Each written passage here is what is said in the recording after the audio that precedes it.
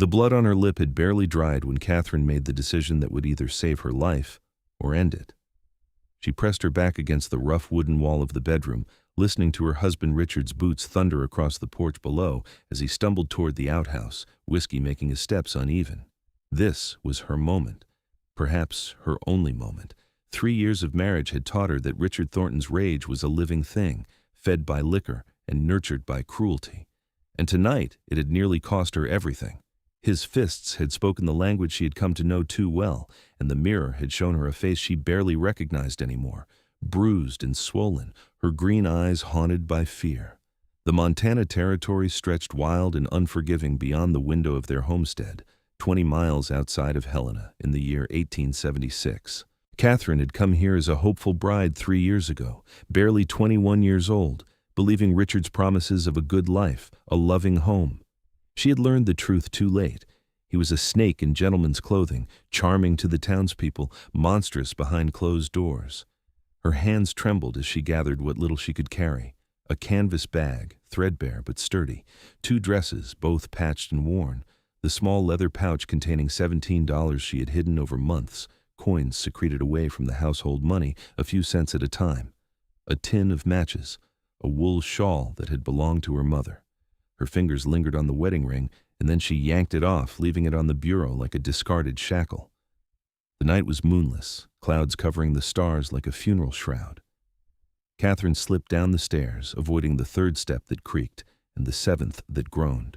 She had memorized every sound this house made, learning to move like a ghost to avoid waking Richard's temper. The front door opened silently, oiled hinges betraying nothing. And then she was running. The cold November air hit her lungs like knives, but she did not stop, could not stop. Behind her the homestead sat dark and malevolent. Ahead the forest rose up, pine trees towering like sentinels. She had no plan beyond escape, no destination except away. Her boots crunched through frost-brittle grass, and she prayed Richard's drunken stupor would last until morning, giving her precious hours of distance. The terrain grew rougher as she climbed into the foothills, her breath coming in gasps that turned to white clouds in the freezing air. Branches caught at her skirts, thorns tore at her sleeves. Her side ached where Richard had kicked her, ribs protesting every step, but fear drove her forward with an energy born of desperation. She knew what would happen if he caught her. He had promised as much, his breath hot and reeking against her face. He would kill her, and no one would question it. Accidents happened on remote homesteads. Wives fell, got trampled by horses, died of mysterious ailments. Hours passed in a blur of pain and darkness. Catherine's sense of direction faltered as the forest grew denser, the path less certain. She had thought to follow the creek that ran behind their property, knowing it flowed down from the mountains, hoping it might lead to another settlement, another human being who might help her. But the darkness made everything strange and unfamiliar, and when she finally stumbled to a stop, her legs shaking with exhaustion, she had no idea where she was. She sank down against a boulder, pulling her shawl tight, and let herself cry. Silent tears that burned hot against her cold cheeks. Her body hurt everywhere, old bruises layering beneath new ones. The enormity of what she had done crashed over her. She was alone in the wilderness with almost nothing, winter coming on fast, and a vengeful husband who would surely hunt her come daylight. The snap of a branch brought her head up sharply, terror flooding through her veins. Had he found her already? She pressed herself against the rock, trying to become invisible, her heart hammering so hard she thought it might burst. A figure emerged from the darkness between the trees, and Catherine's breath stopped. He was massive, broad-shouldered, and tall, moving through the forest with a quiet confidence that spoke of someone who belonged here. Long, dark hair fell past his shoulders, and even in the dim starlight that filtered through the clouds, she could see the powerful build of him, muscles evident beneath the buckskin shirt and leather vest he wore. He carried a rifle with easy familiarity, and a large dog padded beside him, some mix of wolf and hound that looked nearly as intimidating as the man himself. Catherine tried to run, but her legs betrayed her, buckling beneath her weight. She fell hard, a cry escaping her lips before she could stop it. The man moved quickly, covering the distance between them in a few long strides. "Easy now," he said, his voice a low rumble. "I'm not going to hurt you." She scrambled backward anyway, her back hitting the boulder again. "Stay away from me." He stopped, raising one hand in a gesture of peace. The dog sat on command, though its yellow eyes watched her intently. "You are hurt," the man said, and it was not a question.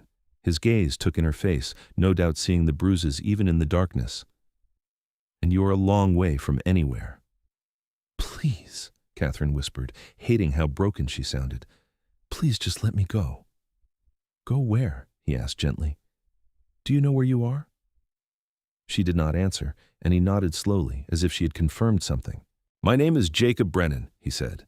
"I have a cabin about a mile north of here. You can rest there, get warm, and then decide what you want to do. I give you my word I mean you no harm." Catherine wanted to believe him. God, how she wanted to. But she had believed Richard once, had trusted his gentle courtship, his promises. "I cannot," she managed. Jacob studied her for a long moment, and she saw something shift in his expression. Understanding, perhaps. Compassion. "Your husband did that to your face," he said quietly. It was not a question, but a statement of fact. Fresh tears spilled over, and she could not stop them. "You are running," Jacob continued, his voice still gentle, "and come morning, he will come looking." "Yes," Catherine whispered, because there was no point in denying it. Jacob nodded once, decisive. "Then we should not be here when he does. Can you walk?" She was not sure, but she nodded anyway. He stepped forward slowly, telegraphing his movements, and offered his hand. She looked at it, rough and calloused, strong and steady, and made a choice. She took it. His grip was careful, supporting her weight as she struggled to her feet. Up close, he was even larger than she had realized, easily 6.5 feet tall, with shoulders that seemed impossibly broad.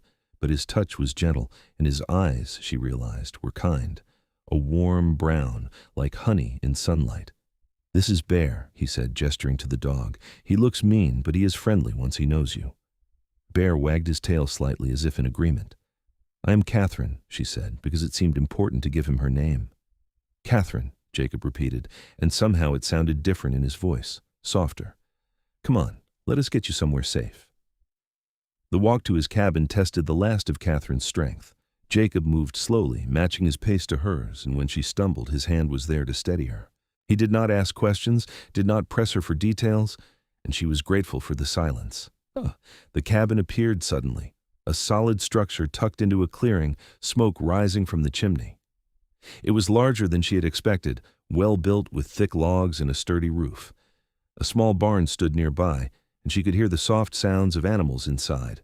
Jacob pushed open the door and gestured for her to enter. Heat washed over her, blessed warmth from a fire burning in a stone fireplace.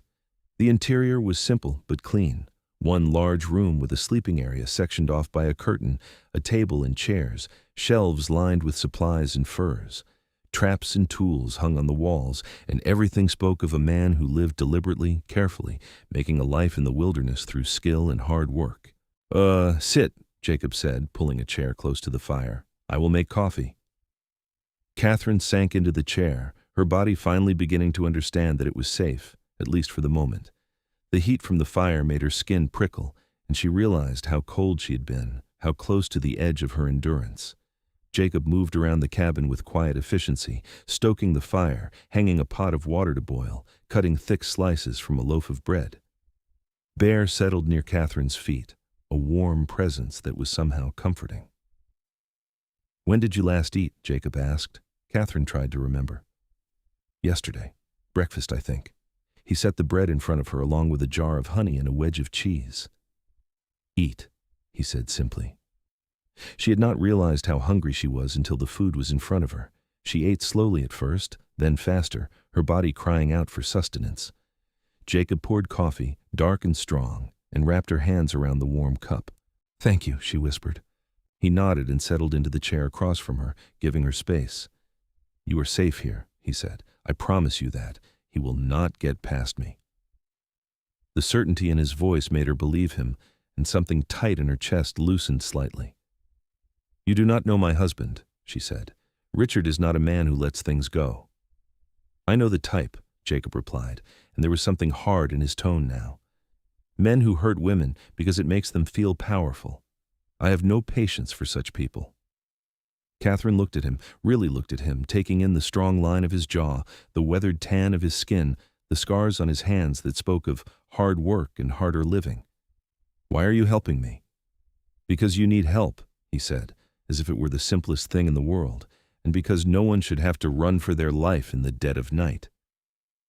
She wanted to ask more, wanted to understand this strange mountain man who had appeared out of the darkness like an answer to a prayer she had not known how to voice, but exhaustion was pulling at her now, the warmth and food and safety combining to make her eyes heavy.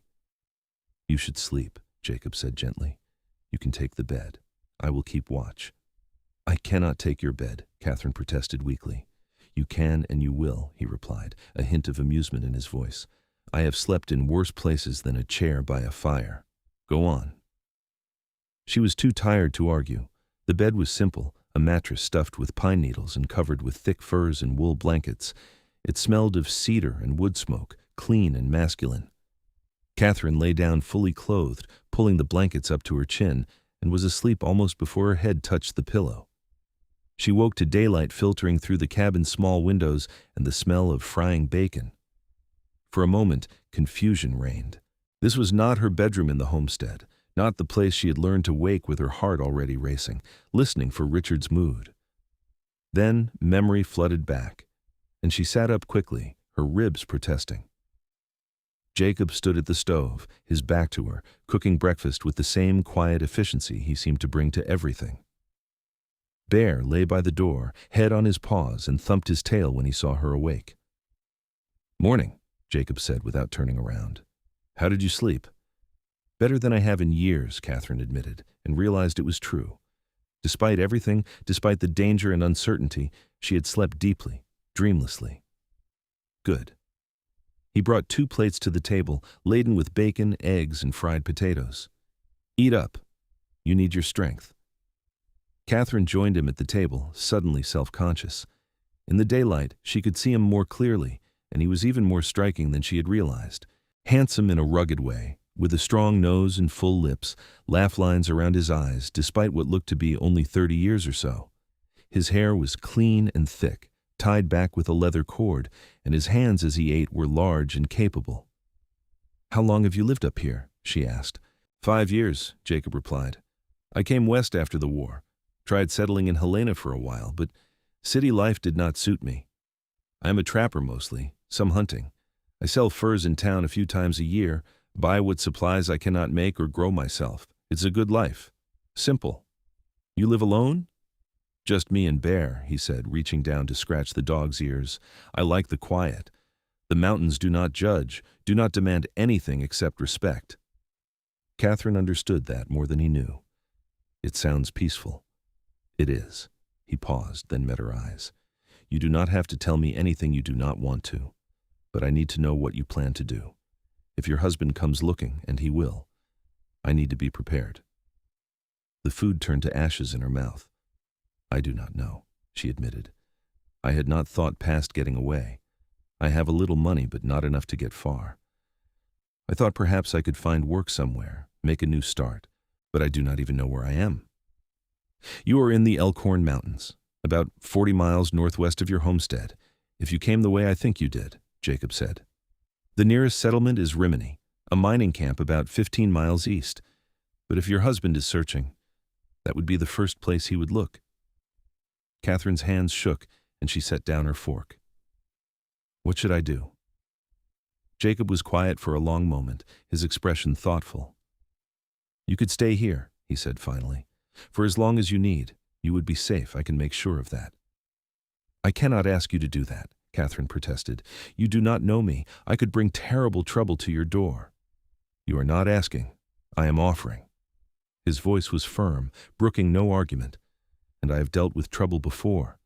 I am not afraid of your husband." "You should be," Catherine whispered. "Richard is not right in the head. He is consumed with controlling everything around him. If he thinks someone has taken what he considers his, he will not rest." "Then he will learn that you are not property to be owned," Jacob said, and there was steel in his tone now. "You are a person, Catherine. You have a right to be free, to be safe. I will stand guard for you, for as long as it takes." The conviction in his words made her throat tight. "Why?" she asked again. "Why would you do this for a stranger?" Jacob looked away, staring into the fire. "My mother," he said quietly. "She was married to a man like your husband, My father, though I hate to call him that. He beat her, terrorized her, made her life hell. I was too young to stop it, too small to stand between them. By the time I was big enough, strong enough, she was already broken. She died when I was 15, just gave up living. I swore then that if I ever had the chance to help a woman in her situation, I would. I would not stand by. Not ever again. Catherine's eyes burned with tears. "I'm sorry," she whispered. "Do not be sorry," he said, turning back to her. "Just let me help you, please." She nodded, not trusting her voice. The day passed in a strange sort of peace. Jacob showed her around the cabin, the barn where he kept 2 horses, a cow, and chickens. He had a garden plot, dormant now for winter, and a smokehouse stocked with venison and elk. A stream ran nearby, clear and cold, providing fresh water. He had built a life here, carved it out of the wilderness with his own 2 hands, and it was beautiful in its simplicity. Catherine found herself relaxing in small increments, her body slowly releasing the constant tension she had carried for 3 years. Jacob treated her with a quiet respect that felt foreign and wonderful. He did not crowd her, did not make demands, did not expect anything from her. He simply existed in her space, solid and reassuring. That evening, as they sat by the fire after supper, Catherine told him her story. She had not meant to, but something about the flickering flames and the safety of the cabin loosened her tongue. She told him about meeting Richard in Denver, about his charm and promises, about the wedding and the journey to Montana, about the first time he had hit her 2 months after they married, and how it had only gotten worse from there. She told him about the isolation of the homestead, the way Richard kept her from making friends in town, from having any connections, about the fear that had become her constant companion. Jacob listened without interruption, his face growing harder with every detail. When she finished, her voice hoarse from talking, he was silent for a long moment. "You are the bravest person I have ever met," he said finally. Catherine laughed, a broken sound. "I am a coward. I should have left years ago." "No," Jacob said firmly. "Bravery is not the absence of fear. It is acting despite the fear. You escaped. You survived. That takes more courage than most people will ever have to summon." His words settled into her heart, and she felt something shift. For the first time in longer than she could remember, she felt proud of herself. 3 days passed in quiet routine.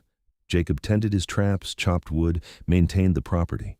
Catherine helped where she could, cooking meals, mending his shirts, caring for the animals. It felt strange to do domestic tasks without the undercurrent of dread, without wondering if she would do something wrong and pay for it in bruises. On the 4th morning, Bear started barking. Jacob was on his feet instantly, rifle in hand. "Get in the back room," he told Catherine, his voice calm but commanding. "Stay quiet." She obeyed, her heart racing, slipping behind the curtain that separated the sleeping area from the main room. She could hear voices now, Richard's among them. He had brought men with him, 3 or 4 by the sound of it. "I'm looking for my wife," Richard's voice carried through the door. "Catherine Thornton. She ran off a few nights back, probably confused. She gets spells sometimes, does not know what she's doing. I am worried sick about her." Catherine pressed her hand to her mouth to keep from crying out. The lies came so easily to him. "Have not seen any women up here," Jacob's voice replied, steady and unimpressed. "Just me and my dog." "You mind if we look around?" Richard asked, and Catherine could hear the threat beneath the polite words. "I do mind, actually," Jacob said. "This is private property, and you have no right to search it without cause." "I have every right to search for my wife," Richard snapped, his temper showing now. "And I told you she is not here," Jacob replied. "Now get off my land." There was a scuffle, the sound of boots on wood, and Catherine's breath caught, but Jacob's voice came again, harder now. "I would not do that if I were you. This rifle does not miss, and I have no qualms about defending my home." "You are sheltering her," Richard snarled. "I know you are. That is against the law, hiding another man's wife." "A woman is not property," Jacob said, his voice cold as winter ice. "And if I were sheltering her, which I am not saying I am, it would be because she had good reason to run. A man who beats his wife has no rights to her, legal or otherwise." "How dare you," Richard hissed. "You know nothing about my marriage." "I know enough," Jacob replied. "I know what a woman looks like when she has been used as a punching bag. I know what fear smells like. And I know that if you do not get off my property right now, we are going to have a problem that ends with you bleeding in the dirt." There was a long, tense silence. Catherine could hear her pulse pounding in her ears. This is not over," Richard finally said. "She is my wife, and I will find her. And when I do, I will make sure she regrets ever running from me." "You come back here, and you will regret it," Jacob promised. "Now go." The sounds of horses, men mounting up, hooves retreating down the mountain. Catherine waited, barely breathing, until Jacob called out to her. "He is gone. You can come out." She emerged on shaking legs to find Jacob standing by the window, rifle still in hand, watching until the riders were out of sight. When he turned to her, his expression was grim. He will come back," he said. "Men like him always do, but next time he will not be so easily turned away." "I should leave," Catherine said, though the thought terrified her. "I should not bring this trouble to you." "No," Jacob said firmly. "You are staying. But we need to be smart about this." He set the rifle down and came to her, placing his hands on her shoulders. The touch was gentle, grounding. "Trust me, Catherine. I will keep you safe. I swore it, and I'm a man of my word." She looked up into his face, into those steady brown eyes, and believed him. The days that followed were tense. Jacob taught Catherine how to shoot, starting with a pistol and working up to the rifle. Her hands shook at first, the sound of gunfire making her flinch, but she persisted. He showed her the boundaries of the property, the places to hide if she needed to, the paths through the forest that could be used for escape. But he also made sure there was time for other things, quiet evenings by the fire, where they talked about everything and nothing. He told her about growing up in Ohio, about fighting in the war, about the things he had seen and done. She told him about her childhood in St. Louis, about her parents who had died of cholera, about her dreams of seeing the West. Slowly, carefully, they were becoming friends. And then, gradually, something more. Catherine noticed the way her heart beat faster when Jacob came back from checking his traps, the way she found excuses to stand close to him when they were cooking, the way his smile, rare but genuine, made warmth bloom in her chest. She caught him watching her sometimes, his expression soft, and wondered if he felt it too. Winter settled in earnest, snow falling thick and fast, blanketing the mountains in white. The cabin became a cocoon, warm and safe, the outside world distant and unimportant. Richard had not returned, and Catherine allowed herself to hope that perhaps he had given up, had decided she was not worth the trouble. She should have known better. It was mid-December when they came. Catherine was kneading bread dough, flour dusting her hands, while Jacob sat at the table cleaning his rifle. Bear started barking, and they both froze. Jacob moved to the window, swore softly. "6 men," he said. "Your husband and 5 others. They are armed." Catherine's blood ran cold. "What do we do?" "You hide," Jacob said, already moving. "There is a root cellar beneath the trap door by the bed. Get in there and do not come out until I say it is safe." "Jacob, no," she protested. "You cannot face 6 men alone." "I have to," he said, and there was something fierce in his eyes now. "I will not let them take you. Now go, Catherine, please." She wanted to argue, wanted to stand beside him, but she knew she would only be a liability. She nodded and ran to the trap door, lifting it to reveal a small, dark space below. She dropped inside, pulling the door shut above her, and crouched in the darkness, her heart hammering. She could hear voices muffled by the floor above, Richard demanding entry, Jacob refusing, then the sound of splintering wood as they broke down the door. "Where is she?" Richard roared. "Not here," Jacob replied calmly. "You are a liar. We know she is here. You have been hiding her for weeks. Search all you want. You will not find her." The sounds of boots, furniture being overturned, things breaking. Catherine pressed her hands over her mouth, tears streaming down her face. She heard Richard cursing, heard the other men searching, and then heard Richard's voice, low and deadly. "Maybe we should just burn this place down, see if that smokes her out." "You do that, and I will kill you where you stand," Jacob said, and there was a quality to his voice that made Catherine shiver, pure, cold promise. "You and what army?" Richard laughed. The gunshot was deafeningly loud even through the floor. Catherine flinched, biting back a scream. "That was a warning shot," Jacob said. "The next one goes through your skull. Get out of my home." You are protecting stolen property, one of the other men said. That makes you a criminal. She is not property, Jacob snarled. How many times do I have to say it? She is a human being with rights, and even if she were here, which I have not confirmed, I would be protecting her from an abusive bastard who does not deserve the title of husband. You want her for yourself, Richard said, and Catherine could hear the sneer in his voice. Is that it? You think you can play hero, win the gratitude of a frightened woman? She is damaged goods, friend, not worth the trouble. Get out, Jacob said, his voice shaking with fury now, before I forget every principle I have ever held and shoot you all where you stand. There was a tense silence, and then Richard spoke again. Fine, we will go. But this is not finished. I will go to the sheriff. Have you arrested for harboring a fugitive wife? You will hang for this. The sheriff is not going to arrest me for giving shelter to an abused woman, Jacob said. And if you push this, if you make an official complaint, you will have to explain those bruises on your wife's face. The doctor in Rimini saw her when we took her to get checked out. He documented every injury, every broken rib, every contusion. You want to involve the law? Be my guest. We will see who ends up behind bars. It was a bluff. Catherine had not seen any doctor, but Richard did not know that. You son of a bitch, Richard hissed. Leave, Jacob said flatly. Now, before I change my mind about letting you walk out of here. Finally, blessedly, the sound of retreat. Horses, voices fading into the distance. Long minutes passed before the trap door lifted, and Jacob's face appeared, pale but determined. They are gone, he said, reaching down to help her up. Are you all right? Catherine climbed out on trembling legs and threw herself into his arms. He caught her, held her tight, one hand cradling the back of her head. I thought they were going to kill you, she sobbed into his chest. I am all right, he murmured. We are both all right. She pulled back to look at him, her hands on his chest, and realized how close they were, how his arms felt around her, how safe she felt in his embrace.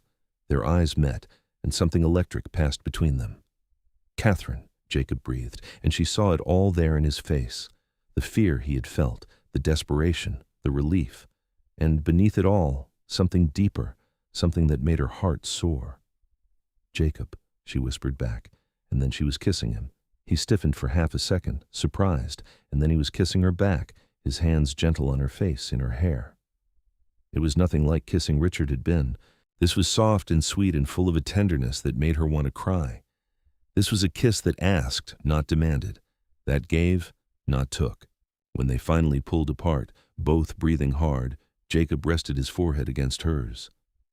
I am sorry, he said. I should not have done that. You are vulnerable. You have been through hell, and I am taking advantage. No, Catherine said firmly. You are not. Jacob, I wanted that. I have wanted it for weeks. He searched her face, his expression almost wondering. Are you certain? I have never been more certain of anything, she replied. You are the kindest, strongest, most honorable man I have ever met. You have asked nothing of me, given me everything. You have made me feel safe for the first time in years. I think I am falling in love with you, and it terrifies me. But it is true. Jacob's smile was like sunrise, warm and bright and beautiful. I love you, he said simply. I think I have loved you since the moment I found you in the woods, so scared and brave. I did not want to push you, did not want to make you feel obligated, but God, Catherine, I love you. She kissed him again, pouring everything she felt into it, and he responded with a passion that made her knees weak. When they finally broke apart, both of them were smiling. What do we do now? She asked. We live, Jacob said. We build a life together, if that is what you want. We face whatever comes, but we face it together. What about Richard? What if he comes back? Jacob's expression hardened. Then we will deal with him. But I meant what I said about the sheriff. Richard is not going to involve the law because he knows he has too much to hide. Abusing a wife might be overlooked in some circles, but not when there's a witness willing to testify. And I will testify, Catherine. I will stand up in any court and tell them what I saw. You would do that? I would do anything for you, he said simply. The weeks that followed were the happiest of Catherine's life. The fear of Richard's return still lingered, but it was muted, pushed into the background by the joy of discovering love. Real love, the kind she had read about in books but never believed existed. Jacob courted her properly, as much as one could in the wilderness. He picked wildflowers that grew beneath the snow, carved her small animals from wood, read to her from his collection of books by firelight. They talked for hours, learning each other's minds, each other's hearts. And they worked together, building a partnership. Catherine proved to have a knack for tanning hides, and she helped Jacob prepare his furs for market. She was an excellent cook, and she experimented with the supplies they had, creating meals that made Jacob groan with pleasure. He taught her to track, to read the signs of the forest, to move silently through the trees.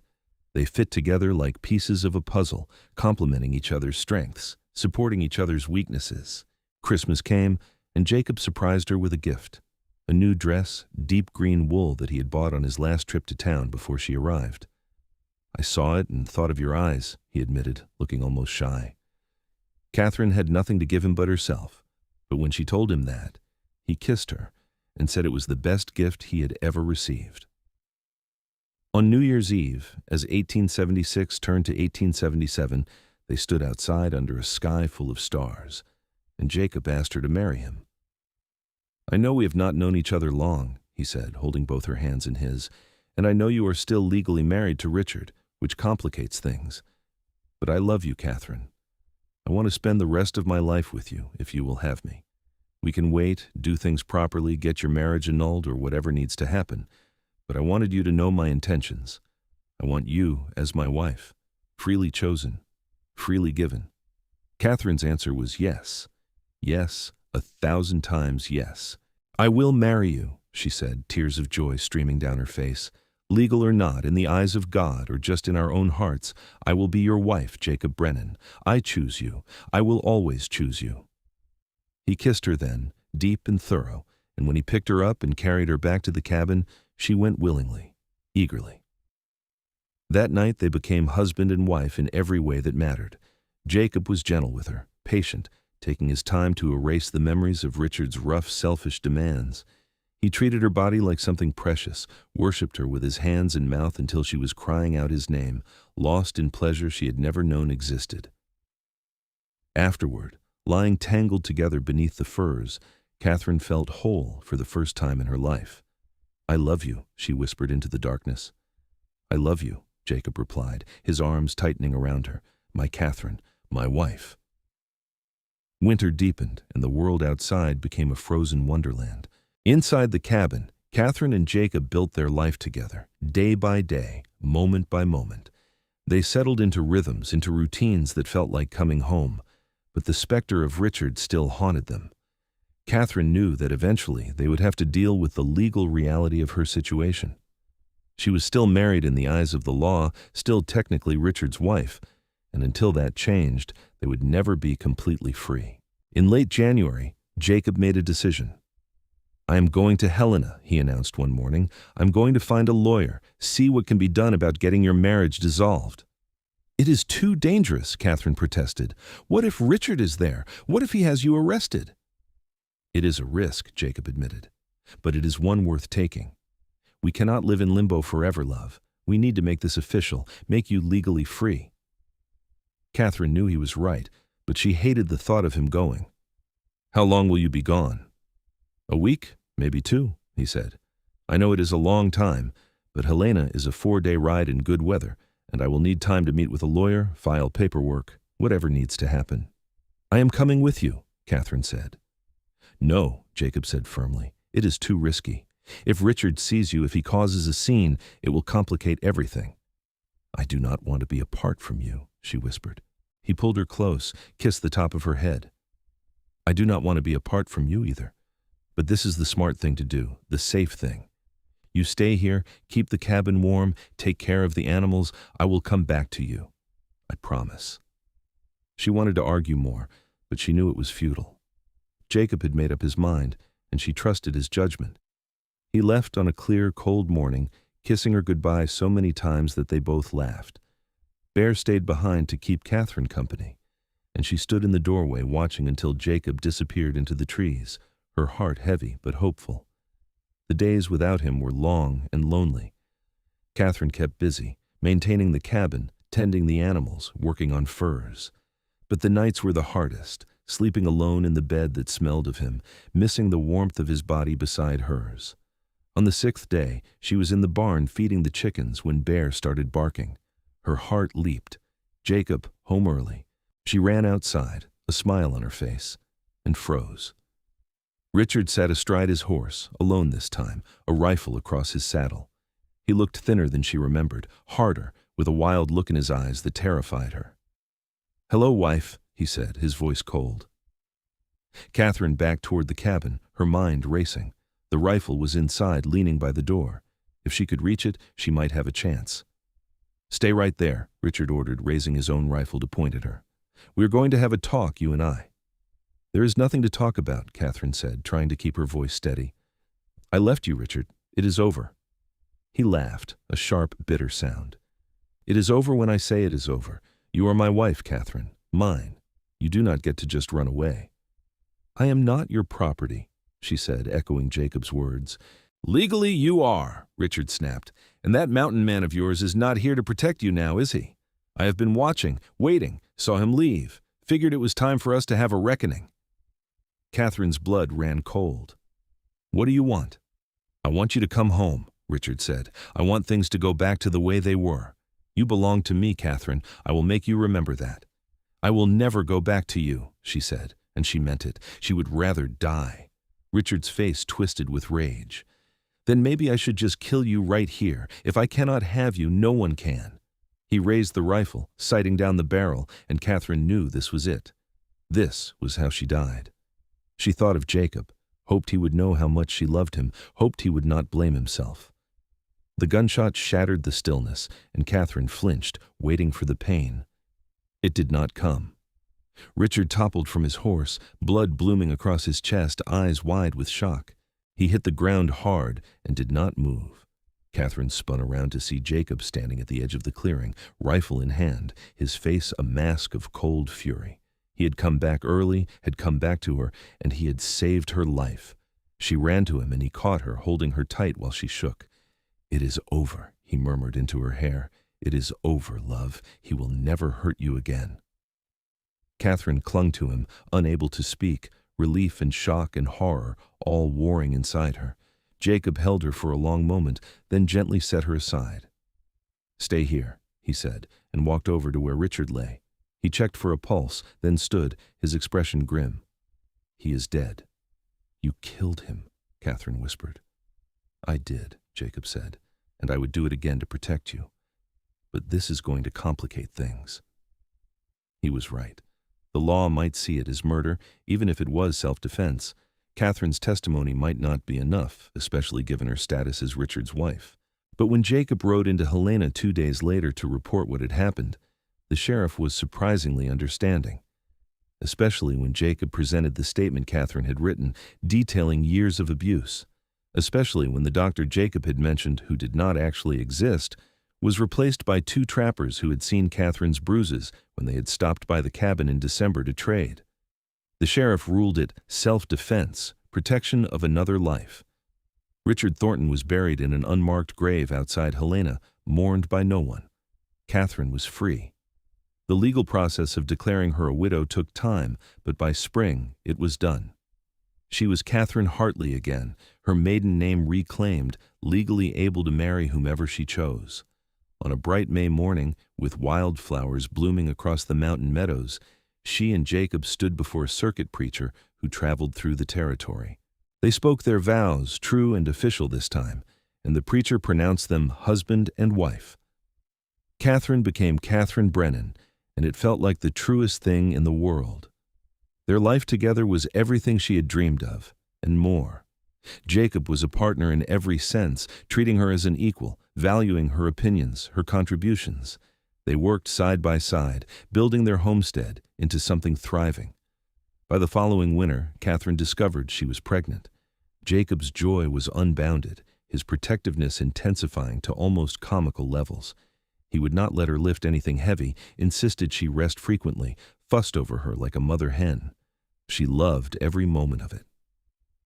Their son was born in June of 1878, a healthy, squalling baby with his father's dark hair and his mother's green eyes.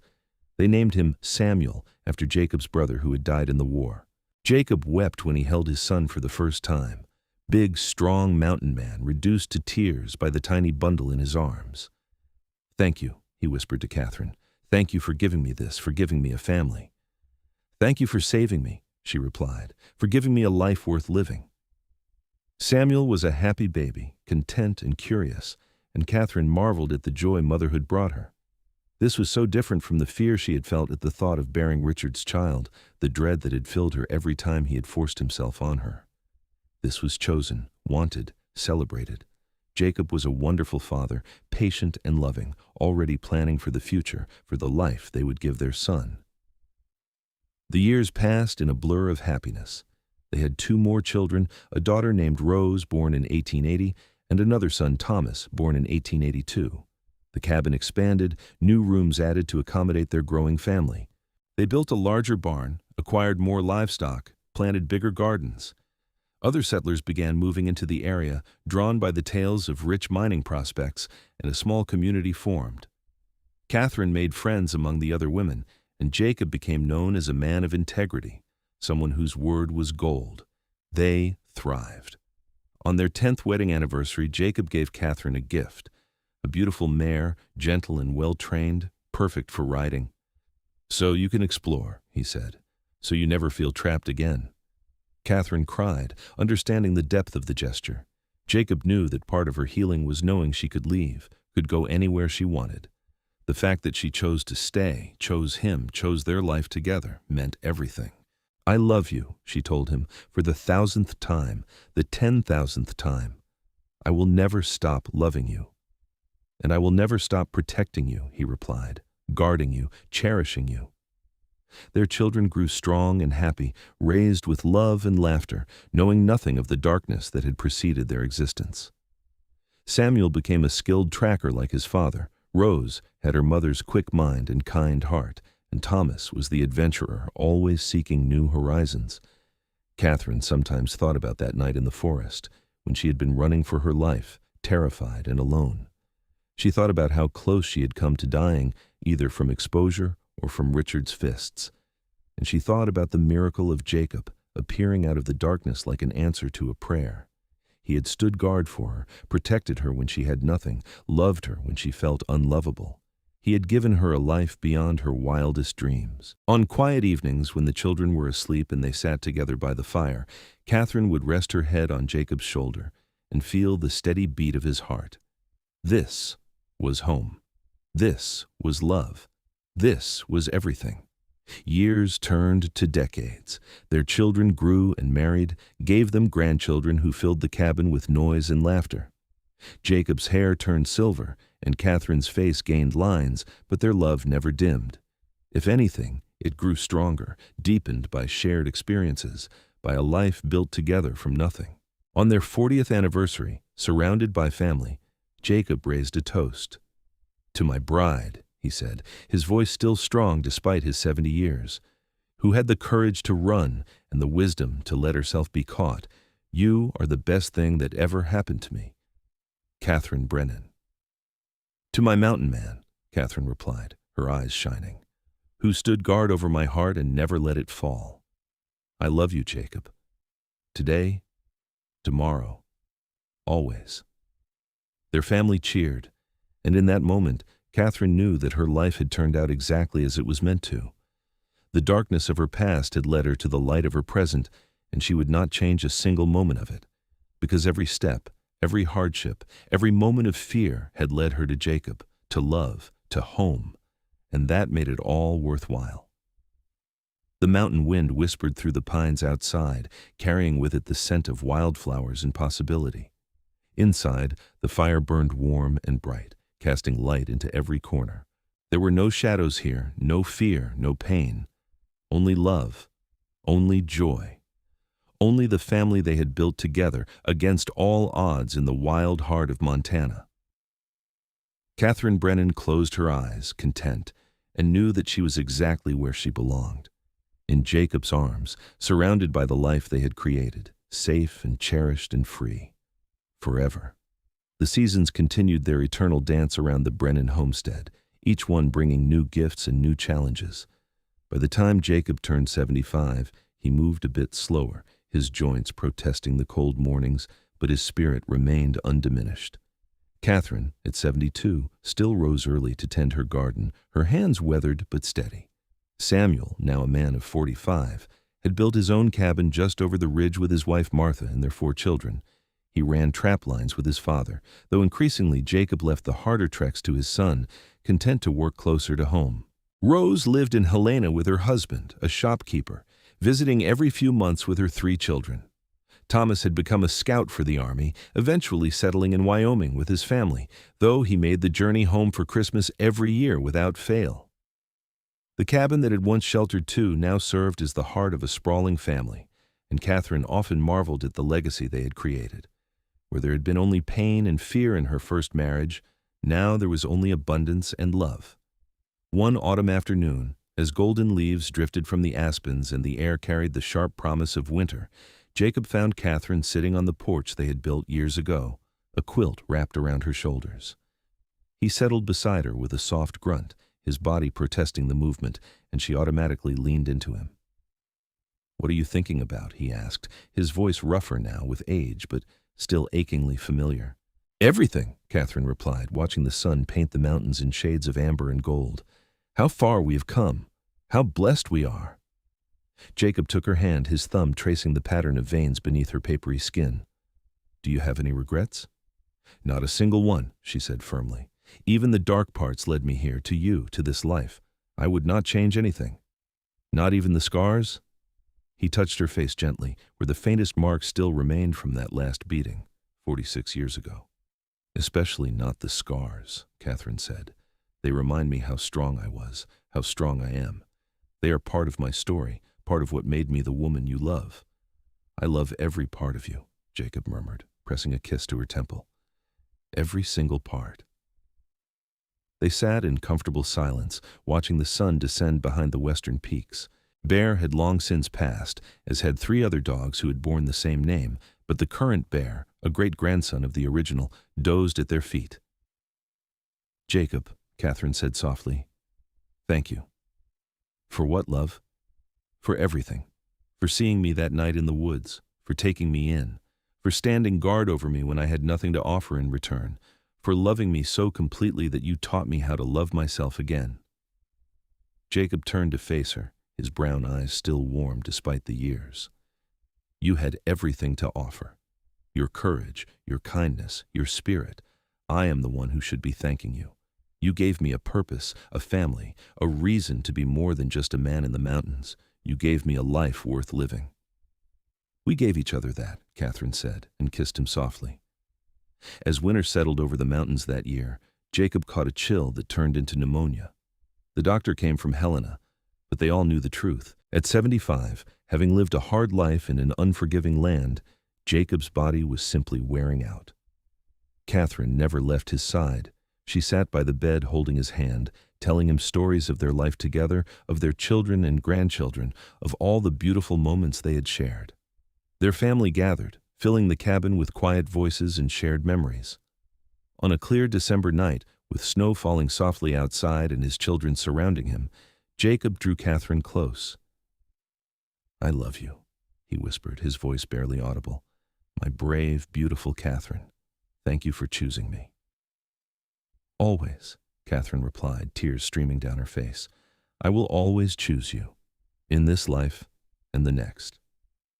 Jacob smiled, squeezed her hand one last time, and closed his eyes. His breath slowed, steadied, and then stopped. The mountain man who had saved her, protected her, loved her for nearly 5 decades, was gone. Catherine held him as she wept, feeling as though her heart had been torn from her chest. Her children gathered around her, offering comfort, but she barely felt it. Part of her had died with Jacob, the part that had learned to laugh again, to trust, to love without fear. They buried him on a hillside overlooking the valley, under a stand of pines where he had loved to sit and watch the sunset. The whole community came to pay their respects to a man who had lived with honor and died surrounded by love. In the weeks that followed, Catherine moved through her grief like walking through deep snow, each step an effort. But she was not alone. Her children rallied around her, taking turns staying at the cabin, making sure she ate, ensuring she did not slip too deeply into sorrow. Slowly, painfully, she began to heal. Not to forget, never to forget, but to carry Jacob's memory as a treasure rather than a wound. She told her grandchildren stories about their grandfather, about the mountain man who had been strong enough to be gentle, brave enough to be kind. Catherine lived another 8 years, filling her days with family, with the garden she still tended, with the mountains that had become her home. She never remarried, never even considered it. Jacob had been her great love, her once-in-a-lifetime gift, and she was content to carry his name, his memory, until they met again. On a spring morning in 1931, at the age of 80, Catherine Brennan passed peacefully in her sleep, surrounded by the quilt Jacob had given her on their first anniversary, and the wooden animals he had carved by firelight all those years ago. Her children buried her beside Jacob on that hillside, under the pines where they could rest together forever. The headstone was simple but profound. Catherine Brennan, beloved wife, mother, grandmother.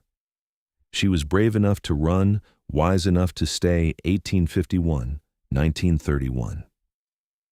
Beside it, Jacob Stone read, Jacob Brennan, beloved husband, father, grandfather. He stood guard over her heart, 1849, 1924.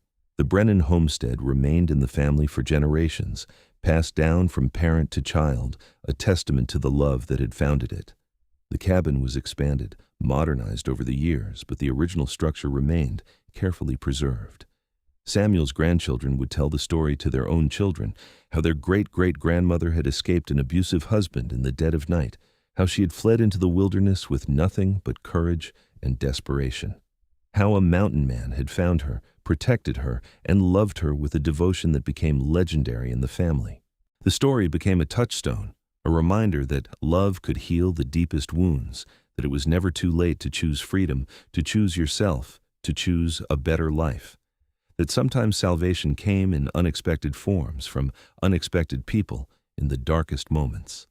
And on quiet evenings, when the wind whispered through the pines on that hillside, some swore they could feel the presence of two souls, still together, still watching over the land and the family they had built from ashes and hope.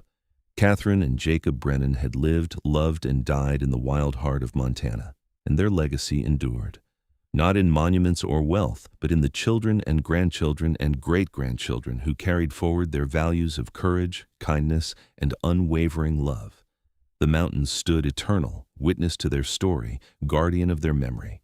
And in the whisper of wind through pine needles, in the rush of the stream over stones, in the call of eagles overhead, their love persisted. Forever intertwined, forever remembered, forever home.